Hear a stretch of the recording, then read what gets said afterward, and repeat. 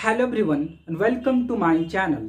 आज हम लोग बिहार स्पेशल सीरीज के 8वां लेक्चर को डिस्कस करेंगे। इस लेक्चर में हम लोग मौर्य साम्राज्य के बारे में डिस्कस करेंगे।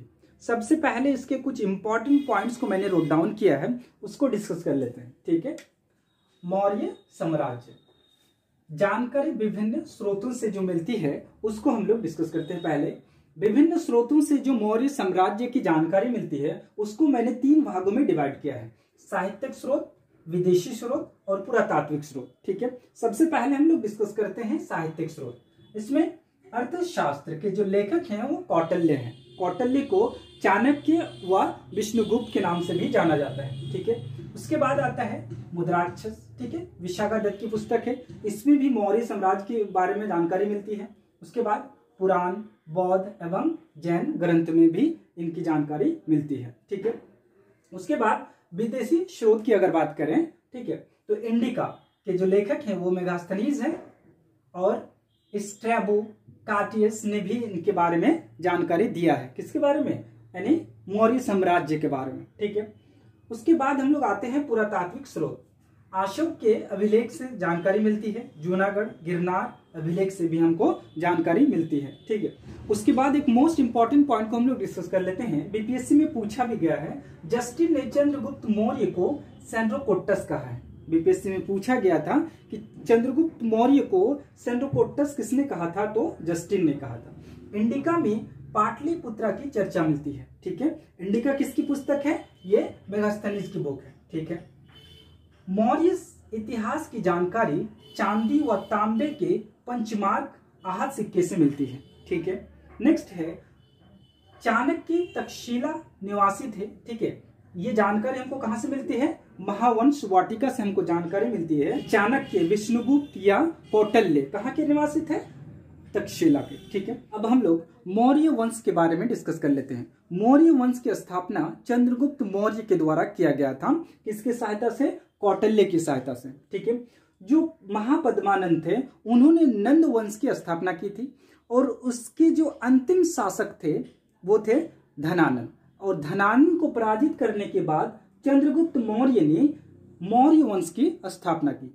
ठीक है, मौर्य वंश की स्थापना, ठीक है, चंद्रगुप्त मौर्य ने धनानंद को पराजित करने के बाद किया था। ठीक है, कौटिल्य की सहायता से उन्होंने धनानंद को पराजित किया था। ठीक है, यूनानी शासक सेलुकस निकेटर को भी चंद्रगुप्त मौर्य ने पराजित किया था। ठीक है, चंद्रगुप्त मौर्य मगध साम्राज्य के बहुत बड़े शासक बने थे। ठीक है, उसके बाद लास्ट काल में वो क्या किए कि वो श्रवणबेलगोला चले गए जो कर्नाटक में है।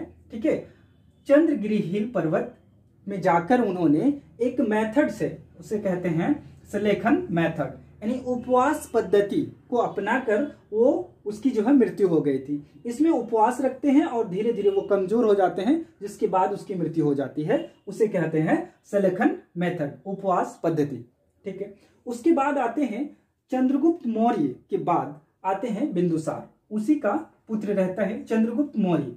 ठीक है, का पुत्र रहता है। ये 298 से 273 BC तक कार्य करते हैं। ठीक है, बिंदुसार को अमित्रघात अर्थात शत्रु का विनाश करने वाला कहा जाता है। ठीक है, चाणक्य प्रधानमंत्री थे। इनके काल में भी चाणक्य प्रधानमंत्री थे और चंद्रगुप्त मौर्य के काल में भी चाणक्य प्रधानमंत्री थे। ठीक है, बिंदुसार के बाद आता है अशोक। ठीक है, जो बिंदुसार का ही पुत्र रहता है। बिंदुसार का पुत्र, ठीक है, इच्छा के विरुद्ध जाकर ये सत्ता हासिल करता है, अर्थात जो बिंदुसार है, बिंदुसार के इच्छा के विरुद्ध जाकर अशोक सत्ता हासिल करता है। ठीक है, नेक्स्ट पॉइंट है सिहली अनुश्रुति के अनुसार अशोक ने अपने 99 भाई की हत्या करके सत्ता हासिल किया था। ठीक है, महाबोधि वंश तथा तारानाथ के अनुसार गृह युद्ध हुआ था, भाइयों के बीच गृह युद्ध हुआ था, जिसमें अशोक ने अपने भाइयों की हत्या की।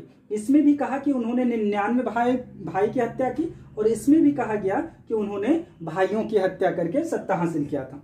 ठीक है, अशोक के जो अभिलेख है उसमें उनको कहा गया है देवाना पियदर्शी। ठीक है, जिसका अर्थ होता है देवों का प्यारा। ठीक है, नेक्स्ट हम लोग आते हैं अशोक का नाम का जो उल्लेख मिलता है वो मास्की गुर्जरा अभिलेख में मिलता है। ठीक है, नेक्स्ट है अशोक वर्धन कहा जाता है पुराण में। अशोक को अशोक वर्धन कहा गया है पुराण में।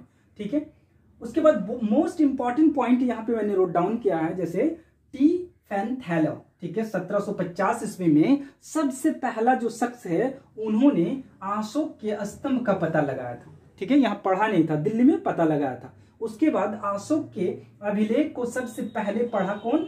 जेम्स प्रिंसेप ने।